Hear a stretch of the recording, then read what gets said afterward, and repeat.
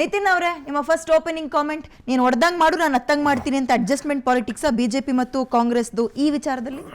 ಖಂಡಿತವಾಗ್ಲೂ ಇಲ್ಲ. ನೀವು ನಿನ್ನೆ ನಮ್ಮ ವಿಜೇಂದ್ರ ಅವರ ಒಂದು ರಿಯಾಕ್ಷನ್ ನೋಡಿರ್ಬೋದು. ಯಾವುದೇ ಕಾರಣಕ್ಕೂ ಕಳೆದ ಬಾರಿ ನಡೆದಂಥದನ್ನ ಸಮರ್ಥಿಸ್ಕೊಳ್ಳುವಂಥ ಯಾವುದೇ ಪ್ರಮೇಯ ಇಲ್ಲ. ಇವತ್ತು ಕಾಂಗ್ರೆಸ್ನವ್ರಿಗೆ ಒಂದು ಭಯ ಬಂದಿದೆ. ಅವರೇ ನಡೆಸಿರುವಂಥ ಆಂತರಿಕ ಸಮೀಕ್ಷೆಯಲ್ಲಿ ಅವ್ರಿಗೆ ಏನು 5 ಪಾಲಿಕೆಗಳು ಮಾಡಿದ್ದಾರೆ, ಅದರಲ್ಲಿ 4 ಬಿಜೆಪಿ ಗೆಲ್ಲುತ್ತೆ ಅಂತ ಬಂದಿದೆ, ಇನ್ನೊಂದು 50-50 ಇದೆ.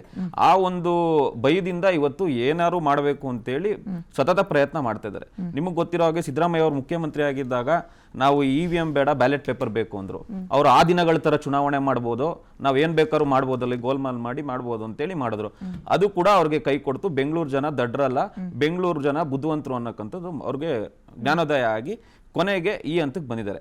ನಾನು ಹೇಳೋವಂಥದ್ದು ಇಷ್ಟೇ, ಇವತ್ತು ಕೃಷ್ಣ ಬೈರೇಗೌಡರು ನೀವು ನೋಡ್ಬೋದು, ಕಳೆದ 15 ದಿನಗಳಿಂದ ಟಿವಿಲಿ ನೋಡ್ತಾ ಇದ್ದಾರೆ ಫುಟ್ಪಾತ್ ಒತ್ತುವರಿ ಅಂತೇಳಿ. ಸುಪ್ರೀಂ ಕೋರ್ಟ್ ಆದೇಶ ಇದೆ ಅಂತ ಹೇಳ್ತಾರೆ. ಇವತ್ತು ಇದು ಕೂಡ ಸುಪ್ರೀಂ ಕೋರ್ಟ್ ಆದೇಶನೇ ಅಲ್ವಾ? ಅವ್ರಿಗೆ ಯಾವ್ದು ಅವ್ರಿಗೆ ಪಬ್ಲಿಸಿಟಿ ಸಿಗುತ್ತೆ, ಅದಕ್ಕೆ ಸುಪ್ರೀಂ ಕೋರ್ಟ್ ಆದೇಶ ಇದಾಗಲ್ಲ. ಇದಕ್ಕೆ ಇದನ್ನ ಅಡ್ಡ ತರ್ತಾರೆ ಅಂದ್ರೆ ಕ್ಲಿಯರ್ ಆಗಿ ಹೇಳ್ತಾ ಇದ್ರಿ, ಒಂದು ಆಂತರಿಕ ಸಮೀಕ್ಷೆ ನಿಮ್ ಪರವಾಗಿದೆ, ಅದಕ್ಕೋಸ್ಕರ ಹೆದರ್ಕೊಂಡು ಕಾಂಗ್ರೆಸ್ ಸಂಪೂರ್ಣ ವಿಫಲ ಆಗಿದೆ. ಏನ್ ಸರ್ಕಾರ ಇದೆ ಇದು ಸಂಪೂರ್ಣ ವಿಫಲ ಆಗಿದೆ. ಆದ್ರಿಂದ ಹೇಳ್ತಾರೆ ಇವತ್ತು ನೀವು ಅಧಿಕಾರದಲ್ಲಿದ್ದಾಗ ವಾರ್ಡ್ ಮರು ವಿಂಗಡಣೆ ಮತ್ತೆ ಈ OBC ಮೀಸಲಾತಿ ಅನ್ಕೊಂಡು ಕಾರಣಗಳನ್ನು ಕೊಟ್ರಲ್ಲ, ಅವಾಗ ಕಾಂಗ್ರೆಸ್ ಪರವಾಗಿ ಕಾಂಗ್ರೆಸ್ ಕೂಡ ಒಂದು ಆಂತರಿಕ ಸಮೀಕ್ಷೆ ಮಾಡ್ಕೊಂಡಿತ್ತ?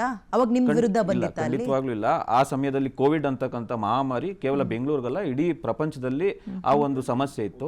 ಅದಾದ ನಂತರ ಭೌಗೋಳಿಕವಾಗಿ ನೀವು ಹೇಳ್ದಂಗೆ ಒಂದಿಷ್ಟು ವ್ಯತ್ಯಾಸಗಳಿತ್ತು. ಆದ್ರೆ ನಾವು ಯಾವತ್ತೂ ಕೂಡ ಬಿಜೆಪಿ ಸರ್ಕಾರ ಕೋರ್ಟ್ಗೆ ಹೋಗಿ ನಮಗೆ ಈ ಒಂದು ಯಾವುದೋ ಈ ಕಥೆಗಳನ್ನ ಇಟ್ಕೊಂಡು ನಾವು ಕೋರ್ಟ್ಗೆ ಹೋಗಿ ನಾವು ಚುನಾವಣೆ ಮುಂದೂಡ್ತೀವಿ ಅಂತ ಯಾವತ್ತಿಲ್ಲ. ಅವತ್ತು ನಾವು ಸಿದ್ಧರಿದ್ವಿ, ಇವತ್ತು ಕೂಡ ಸಿದ್ಧವಿದ್ವಿ. ನಮಗೆ ಕೇಂದ್ರದಿಂದ ಒಂದು ಕಮಿಟಿ ಆಗಿದೆ, ರಾಜ್ಯದಿಂದ ಆಗಿದೆ. ನಾವು ನಾಳೆ ಬೆಳಗ್ಗೆ ಚುನಾವಣೆ ನಡೆದ್ರು ಕೂಡ ನಾವು ಸ್ಪರ್ಧಿಸೋಕೆ ರೆಡಿ ಇದ್ದೀವಿ ನಾವು.